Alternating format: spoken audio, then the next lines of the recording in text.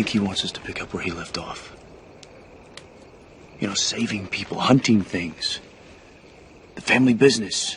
Hi BookTube, this is another video, if you can't tell by the shirt, on my Supernatural book connection series thing. I don't know exactly what to call it, I haven't come up with a name for it yet. If you have any recommendations, please put it down below. Anyways, so in this video I'm just going to talk about various books that have been referenced or featured on Supernatural.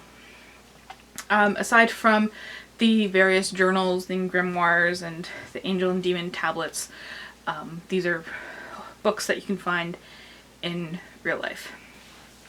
So let's begin with the obvious first, religious texts. So we have lots of references to the book of Revelations in the Bible. We have the Four Horsemen, the Seals, the Apocalypse, and in regards to the Bible in general, Cass and Lucifer both often state how wrong the Bible got things, which I think is interesting. So there's that. I don't want to go more into it because I think the show does a well enough job of it. It's not the only religious text referenced. There's also the Quran. It's mentioned specifically in relation to jinns. And actually Michael does quote it to a Muslim character in the first episode of season 14. So I'm going to read a quote here. Michael says, "Oh, we've never met, but you've read all about me. How does it go? Whoever is an enemy to Allah and his angels and his messengers and Gabriel and Michael, then indeed Allah is an enemy to the disbelievers." So it's interesting that he quotes directly from the Quran. I don't know if the Bible is ever directly quoted from. I couldn't find any information, but yeah, I thought that was interesting. And then we have different mythology and folklore. I'm not going to go through all the different folklore that's referenced, just some specific stuff. So Hansel and Gretel, there's a specific episode about them, season 10, episode 12. You know, the characters are pulled right from the book. The plot is, you know, kind of a retelling, but sticks pretty closely to the plot too. So yeah, there's that story. And then there's a book about mythology that's referenced. It's called The Hero with 1,000 Faces by John Campbell. This is actually shown in season 1, episode 2. The character of Tommy, he's just a one-off character. He's seen reading a copy of the book before he is taken by the creature. This is seen in the episode teaser. And Eric Kripke, the show creator, has actually confirmed more than once that he's influenced by the hero's journey. Okay, so fantasy books are also referenced. The Wizard of Oz in season 9, episode 4. We get to see behind the scenes, the inspiration, the origin of the story. We say we meet Dorothy. We find out that her dad was a man of letters, and her relationship with her dad and the book. So that's quite interesting as well. And then we also have, I put this under fantasy because sure, fantasy, historical fiction, whatever you want to call it. Dan Brown's Da Vinci Code in season 1, episode 19.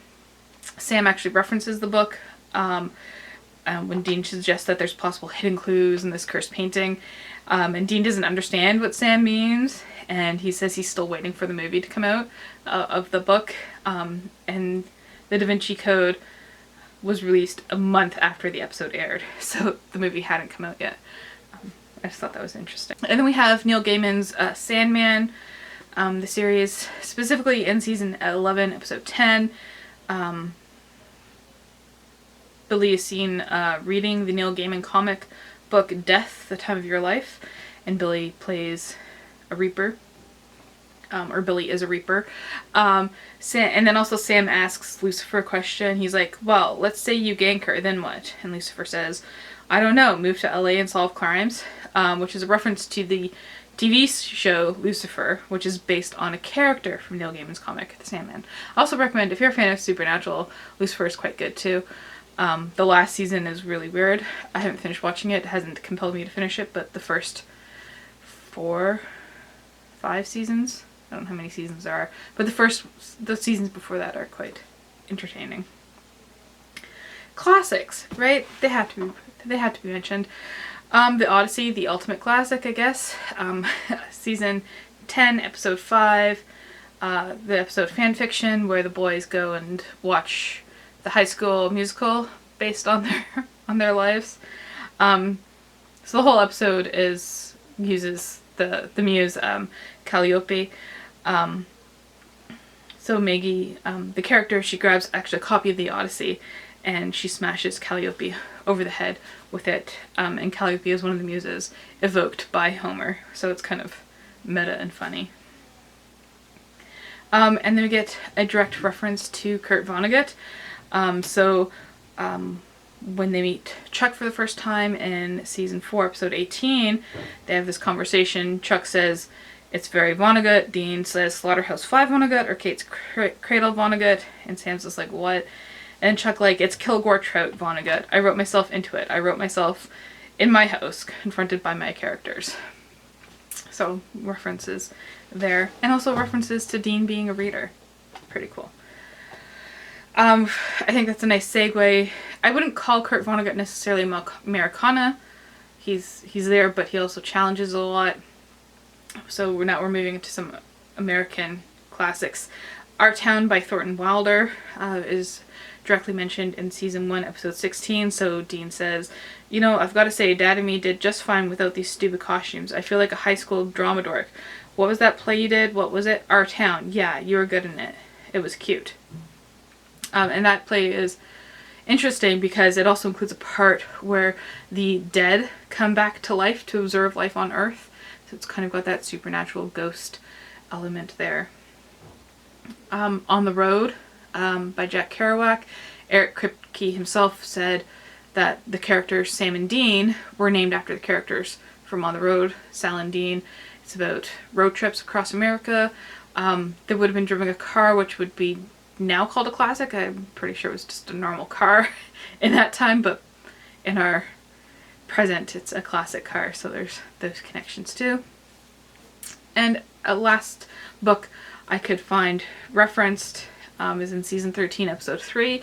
Sam is reading a book called The Drama of the Gifted Child, which is a book written for parents and therapists, which examines the issues of the sensitive, intelligent child who, in an effort to please a parent or parental figure, ignores his or her own needs and feelings. And Sam is reading this book in regards to raising Jack. Sam actually trying to put in some effort into raising Jack the way that he does, which is studying and reading, researching. So yeah, let me know if you've read any of these books. What have I read? I've read the Book of Revelations. I've read Hansel and Gretel. I have started The Hero with 1,000 Faces just a few days ago. I've read The Wizard of Oz. I've read the Sandman series. I've read the Odyssey.